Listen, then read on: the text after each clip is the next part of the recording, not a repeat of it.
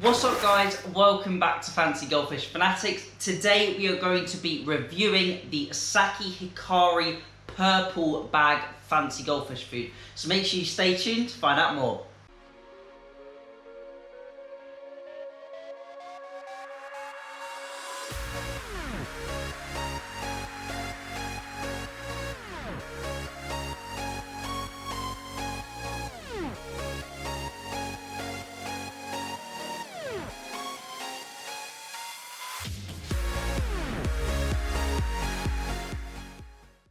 Hey Fanatics family, welcome back. As always, check out those links in the description. If you're from the USA, make sure to check out Jimmy Goldfish, and if you're from the UK, make sure you check out Star Fisheries.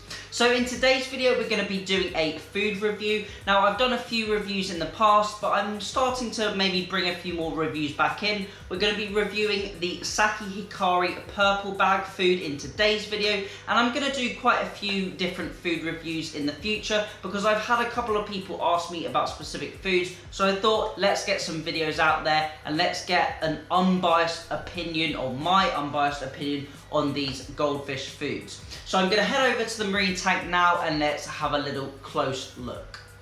So as I mentioned, today we're going to be looking at the purple bag of the Saki Hikari Fancy Goldfish food. Now in particular we're going to be looking at the 200-gram bag. I'm going to be going over the entire product, looking at all the different features, all the ingredients, etc. And this is going to be 100% completely unbiased review. Now there are huge amounts of people on the internet that absolutely rave about this food. They say it's absolutely great quality, their fish love it, they grow well on it, and they just do really well in general. Now, the one thing I really like about this food is the packaging. I really like how the food is packaged. I love the purple colour, it's really eye-catching, and the whole range of the Hikari and Saki Hikari foods just have absolutely great branding and packaging. But unfortunately, that is where my love for this food completely stops. Now, this may be a huge shock to you, or the viewers, and personally I have used this food in the past and I think it's been fairly good, but really looking into in depth at this food, I really don't think it's all that it's cracked up to be. I think it's just mainly marketing and branding. Now the koi food, the Saki Hikari koi food, is a really good quality and is one of, if not the best foods. But looking at the goldfish food, I'm just a little bit let down. Hopefully throughout this video I'll be able to talk about all the features and you guys can make your own conclusion up. But generally I feel like this food isn't really all it's cracked up to be, and it's just not the food that I would personally be feeding my fish. Now let's talk about the goldfish diet in general. So wild goldfish generally would eat plant matter, detritus, insect larvae, zooplankton, bit of phytoplankton, general leaf litter, just insects, grubs, everything like that. They'll always be foraging around. They'll have a reasonably high protein diet, but nothing too crazy, not like you would see in a carnivore, as they are omnivorous fish. Now they will be consuming lots of vegetation, and I would say that would make up the majority of the diet, and they will be eating other things like I mentioned, the insects and sort of high source protein items like the insects, grubs, worms, bloodworms, everything like that. So the goldfish's digestive system is orientated mainly around a vegetarian diet with the inclusion of those insects and other bits and pieces like that. However, the goldfish's diet has completely changed with the constant breeding and changing and metamorphosis that the goldfish breeders provide to this species and turn them into our fancy goldfish that we have here today. So our common goldfish goes from this fella all the way over to this fella here. So they completely change the body shape, everything about them, the swimming pattern, the way they feed, everything like that. Now we still have the main basic genetic strain, and that has completely changed with the addition of wens, no dorsal fin, small caudal fins, small pectoral fins, large bodies, tall bodies, short bodies, you name it, they've bred it. So that means that the diet needs to be completely changed. Similar is if I'm comparing it to a dog, that wolf's diet, completely carnivorous, hunting wild animals, is completely changed if you keep a chihuahua or a pug.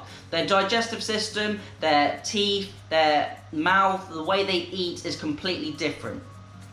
So when we're talking about our fancy goldfish, we need to be really focused on what we are feeding them, because often in very high quality fish, we are commonly seeing buoyancy issues, swim bladder problems, just general problems with the fish, and that is really 90% down to the diet. Obviously, environmental factors like the setup and aquarium care is very important as well, but if you're keeping your water quality at tip-top condition, then 90% of the time it's going to be diet related. So as I mentioned, goldfish should have quite a high level of vegetation in their diet and then quite a nice protein source. Now with our fancy goldfish, they need a slightly elevated protein source compared to a wild goldfish, as generally they require more protein as they are in higher water temperatures, and they also have other things like the wen growth, which requires a lot of protein, and slightly different body structure and slightly different muscle groups and the way that the muscles grow. So generally they need a slightly higher protein diet. I would say feeding a protein diet between 40 and 45% would be the general norm for a fancy goldfish. Once you go up into the higher stage at around 50%, this is only really recommended for small and young fish that are sort of under 3 months old to maybe under 6 months old. But once you get past that stage and the fish are sort of 2.5 inches long, you want to be bringing them down to a 45% protein diet and slightly lower to maybe a 40%. Now I would say the optimal range is about 40%, and for older fish or oyagoi parent fish that are potentially 3, 4, 5, 6 years old, you can bring them right down to around a 30 to 35% protein level in the diet, because they are not growing at a near rate that the youngsters and the young fry will be growing at. So now we have covered what the goldfish naturally eat and what our fancy goldfish should eat in their diet. Let's have a look at this Saki Hikari food and let's see what ingredients are in it. Now, if you don't know, when looking at a food item, the first ingredient is the ingredient that is mostly in the diet. So this diet consists mostly of those first, I'd say 5 ingredients make up a huge portion of this diet. The first 10 ingredients make up the majority, I'd say 90%, if not maybe a little bit more, but those first 5 ingredients are the real key ingredients, and they are the real ones that we need to be focusing on. Now, I'm not going to cover all of the ingredients on the list because there are so many to talk about, and there are many that I don't even know the function of, like different vitamins playing their roles and different amino acids as well. But we're going to have a look at maybe the top 10, 15 ingredients, something like that. So first up we have fish meal. Now this is great. This is exactly what we want to see in the diet. Fish meal is produced from the fishing industry. Basically, when you get your fish in the supermarket that have been filleted, then the rest of that carcass goes to the fish meal industry. Now fish oils are extracted from that, and then basically that is all mashed up and sometimes even burnt down to produce fish meal, which is a really high protein ingredient within the diet, and we always want to see that in the top 3 ingredients. We always want to see fish meal because this is providing the high level of protein within the diet. However, if you have high levels of fish meal in the diet, generally you will also have high levels of ash, because this is what has been formed from the bones of the fish when they have been burnt down and they have been processed into the diet. So generally high fish meal will most often lead to high ash, and in potentially high fish meal you may get high fats as well. Now the other thing to consider when having high levels of fish meal in the diet is also that fish meal is mostly, I would say, the majority of the time from the marine environment. So no matter really what food you're getting, that fish meal is likely from the marine environment, and generally your wild or semi-wild goldfish would not be eating anywhere near marine fish meal or marine fish within their diet naturally. But this is the most economically viable way to add these high level of protein into the diet. There are other options and other substitutions that we will be covering in some other foods like the fluvial bug bites. But generally in the majority of fish foods, fish meal is the best way to get this in there, and they are likely from marine sources. So the next ingredient we have wheat germ meal, and this is where things start to go a little bit downhill for me and why I'm not that keen on this diet. Obviously this diet has proven track record, and lots of fish and many fish have grown up really well on it, but I always want to give my fish the best quality diet to provide them with a good quality and healthy life.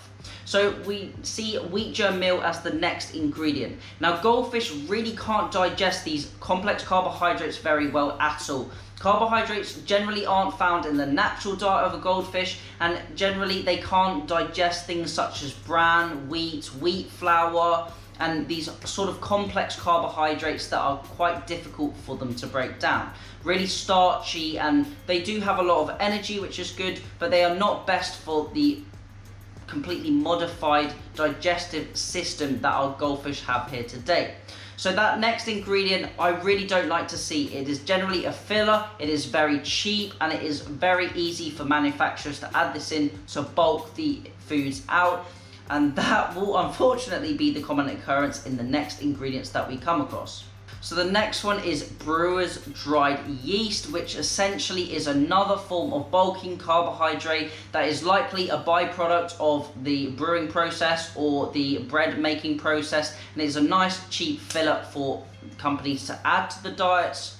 Next up, we've also got soybean meal. Now this is another high carbohydrate, starchy based product, and it's obviously from the soy production. Generally, I want to see these kind of things much further down the list in a diet. Then we've got wheat flour. We all know what wheat flour is. High levels of husk content, of starch, of really undigestible fibrous origin that we don't really want to be putting in our goldfish's diet. Lots of homemade diets will include high levels of veggies, really nice rich environment, providing them with really good fibrous levels like peas, green leafy vegetables. You can even add potatoes to thicken the diet, and you can add that as a bulking agent, but generally the starchy ingredients shouldn't really be added in a goldfish's diet, especially the fancy goldfish, which already have problems created by us humans. So we really want to be making sure they get the perfect ingredients within their diet.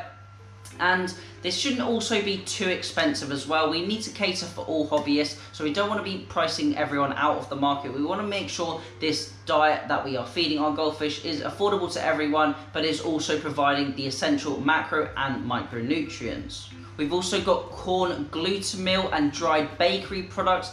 Now these are just more fillers.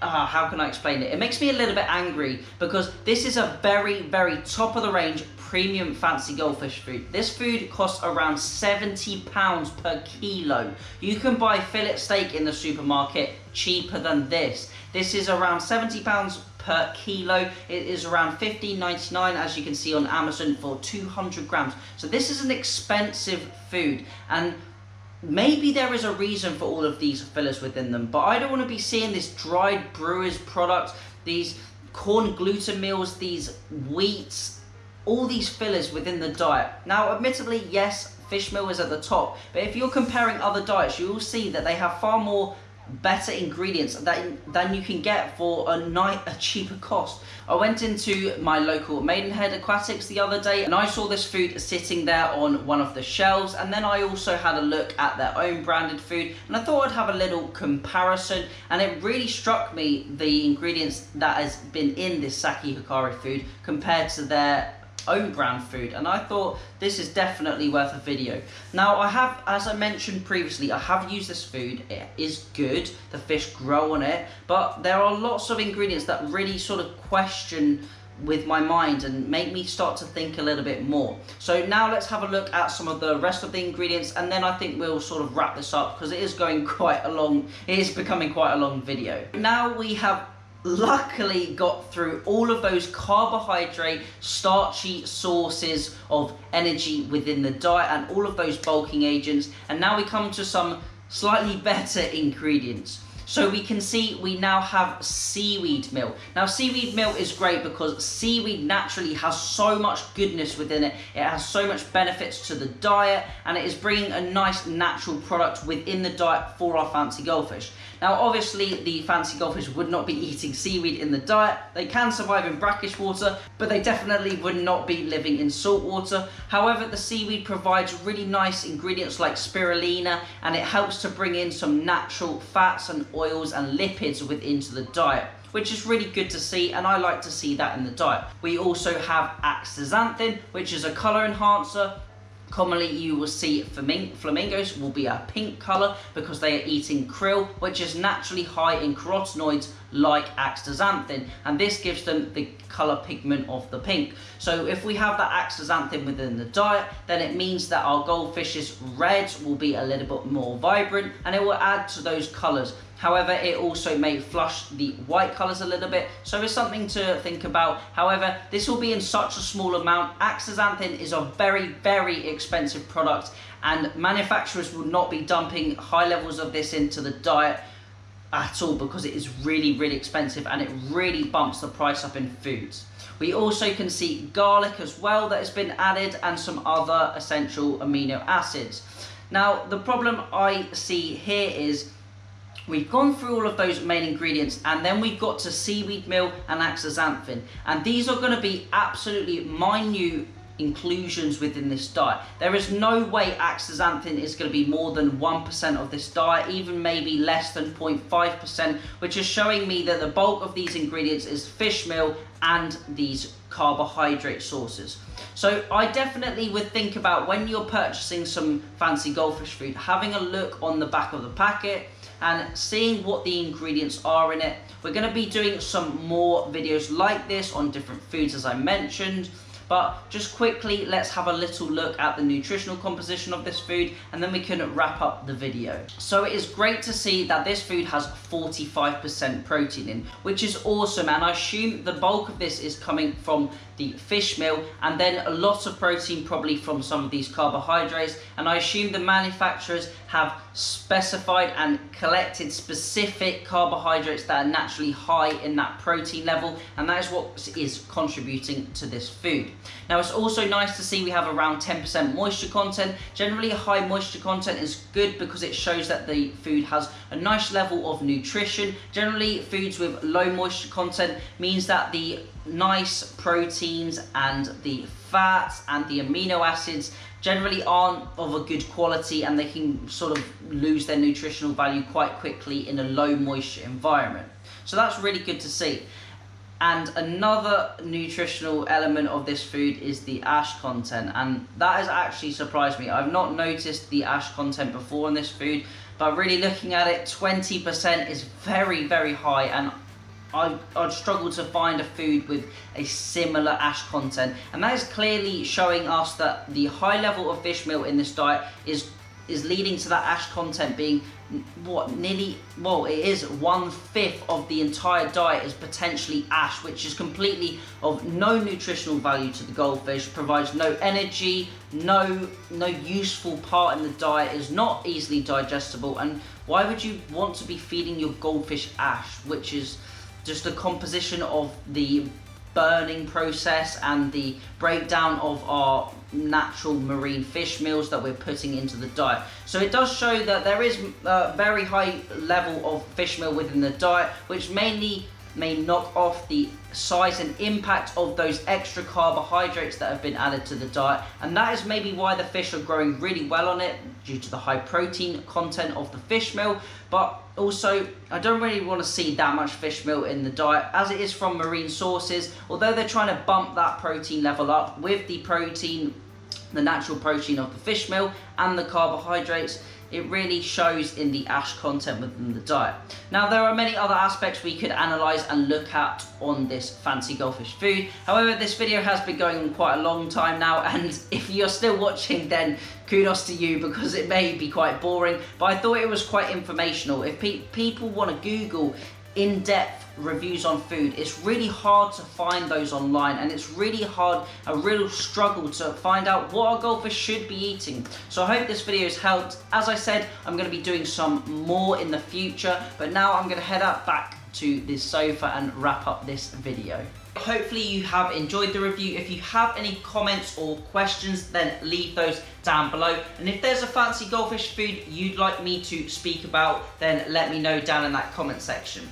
If you want to have your tank or your goldfish featured on the channel, also leave a comment down below, or you can email me at fancygoldfishfanatics@gmail.com, and I'll do my best to get your system into our Rate My Tank series or our Tank Tour series. So that is the end of the video. Hopefully you enjoyed it. As always, thank you all for watching. Remember to keep those water changes up, and happy fish keeping.